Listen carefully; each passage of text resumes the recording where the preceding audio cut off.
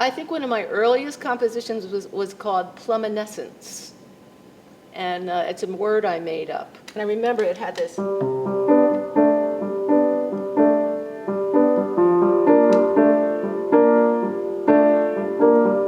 know, it was like that kind of thing. I still remember it actually.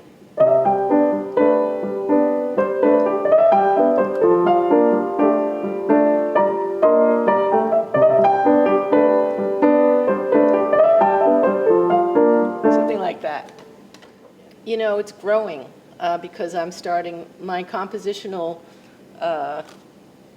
creativity, I should say, has branched out. So now all of a sudden, you know, I'm finding myself. I've been recently starting to actually write orchestral music and having some luck in having it performed by orchestras.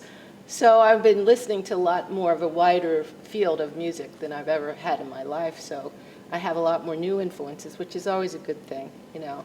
But in terms of jazz, Monk, Thelonious Monk, you know, and I don't know so much as it is specifically his music, which of course is very specific and extremely influential, as much as it is his spirit and also his authenticity in terms of just being so himself, you know, and having that kind of natural confidence just to be who he is, and not being pressured by any outside influences in terms of his muse, you know.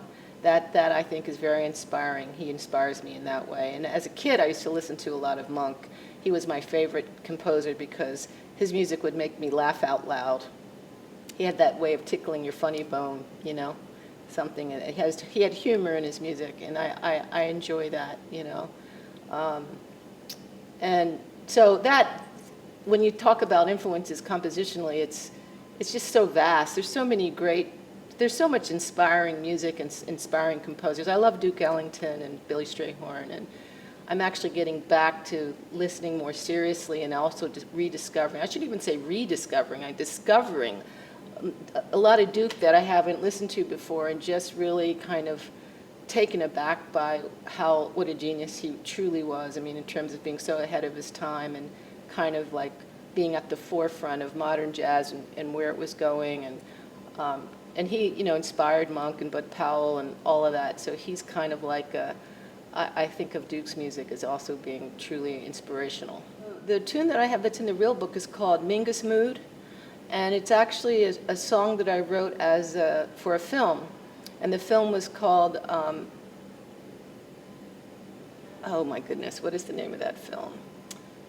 Cross Town, I think it was called, and it was about the South Street struggle to keep South Street, because at one point they wanted to build an expressway, you know, the Vine Street Expressway. They wanted to use South Street and separate the city kind of like in half, and there was a real grassroots struggle to keep South Street alive, and this is what the film was about. It was a film directed by Miriam Samita, the filmmaker.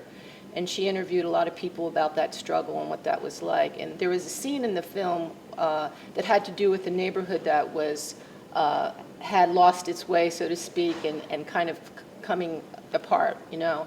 And there was revitalization, people trying to revitalize, you know, certain parts of the city. And so I wrote the music sort of as a cue for that scene. And then later on, I kind of came back to it and said, this actually kind of sounds like a moody, like kind of a Mingus theme. And so I started actually using it for that. So I have Nazir Ebo on drums and Richard Hill on bass. And they're both sort of, Nazir is like a kind of a child prodigy in a way on drums. He's not even 20 yet.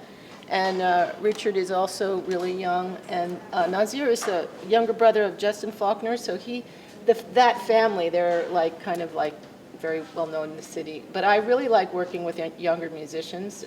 They not only, I feel like it's a circle of energy that's really important to kind of have in terms of just like what it is to share the music and share generations. And I get as much from him as I hope he gets from working with me, in the sense of like new energy and kind of, you know, it fires me up to play with young people, and so he's quite something.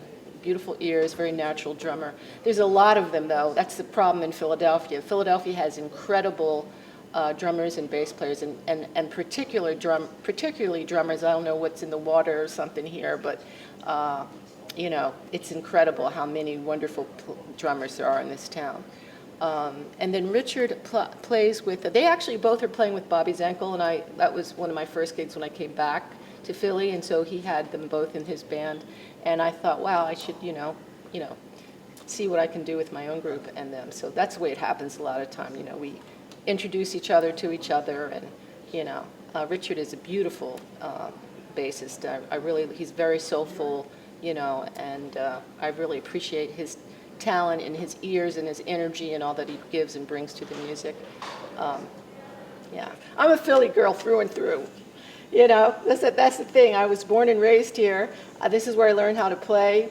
I didn't move here until after college, so I was in my 20s when I left. So this city gave me all, you know, the groundwork for what this music is, and it's an incredible town for jazz, and it's just notorious for like the kinds of people who come from here.